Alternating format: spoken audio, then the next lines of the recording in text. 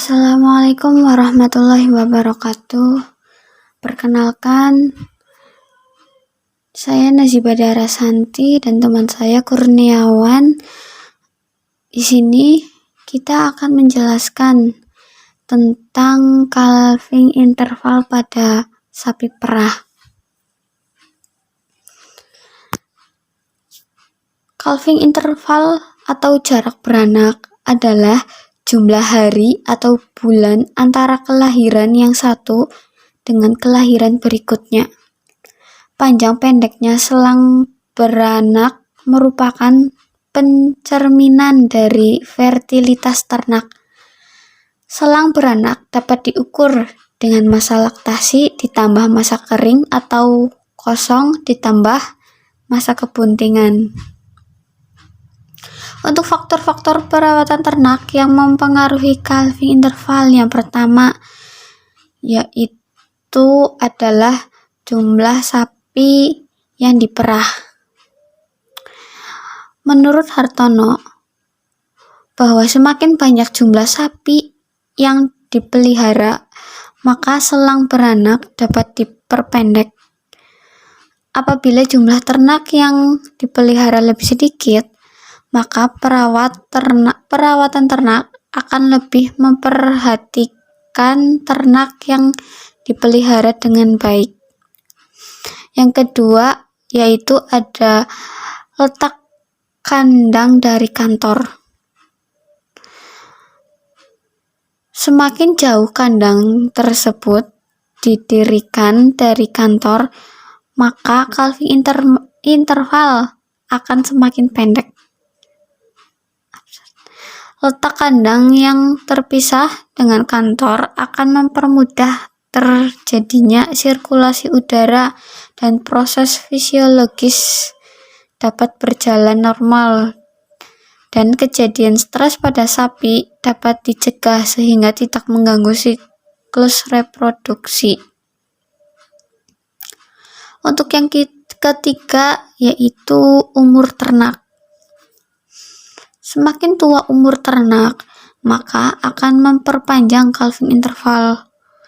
Calving interval akan semakin panjang pada ternak sapi yang sudah tua. Panjang calving interval tersebut dikarenakan terjadinya penurunan fungsi organ-organ reproduksi dalam memproduksi hormon-hormon reproduksi, sehingga menyebabkan penurunan fertilitas. Oke, selanjutnya saya akan menjelaskan faktor-faktor perawatan ternak yang mempengaruhi calving interval. Yang keempat yaitu periode laktasi. Semakin banyak periode laktasi seekor sapi, maka calving interval akan semakin pendek.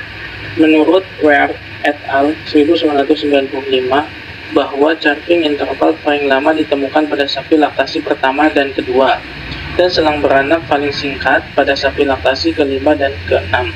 Hal ini disebabkan sapi yang bunting pada periode laktasi pertama dan kedua masih dalam fase pertumbuhan, sehingga terjadi persaingan untuk mendapatkan makanan dengan fetus. Sedangkan pada periode laktasi kelima dan keenam, fertilitas akan meningkat dan akan turun setelah periode ke-6.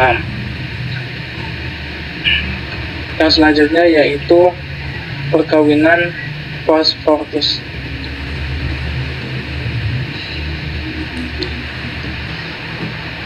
Lama perkawinan post-fortus ini kemungkinan disebabkan perawat ternak kurang memperhatikan munculnya birahi pada sapi yang dipelihara, karena jumlah sapi yang dipelihara cukup banyak, sehingga pengamatan terhadap munculnya expose banyak yang tidak teramati, sehingga pelaksanaan IB tidak tepat dan tidak terjadi kebuntingan. Apabila perkawinan setelah beranak terlambat, berarti harus menunggu siklus birahi selanjutnya untuk dapat melakukan perkawinan, dan hal ini akan menyebabkan tingkat konsepsi yang rendah dan berakibat pada calving interval yang panjang. Selanjutnya yaitu lama laktasi. Semakin lama masa laktasi seekor ternak, maka calving interval akan semakin panjang. Hal ini disebabkan karena semakin lama masa laktasi seekor induk cenderung menghasilkan produksi susu yang tinggi. Produksi susu yang tinggi mengakibatkan tingginya kadar hormon LTH atau prolaktin dalam darah.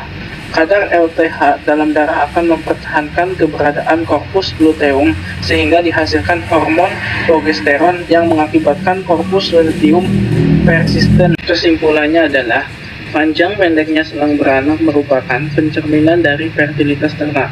Selang beranak dapat diukur dengan masa laktasi ditambah masa kering atau waktu kosong ditambah masa kebuntingan. Panjangnya periode waktu kelahiran sampai etos pertama merupakan sebagian besar faktor yang ikut menyebabkan rendahnya efisiensi reproduksi. Sekian presentasi dari kelompok kami. Kurang lebihnya mohon maaf. Wassalamualaikum warahmatullahi wabarakatuh.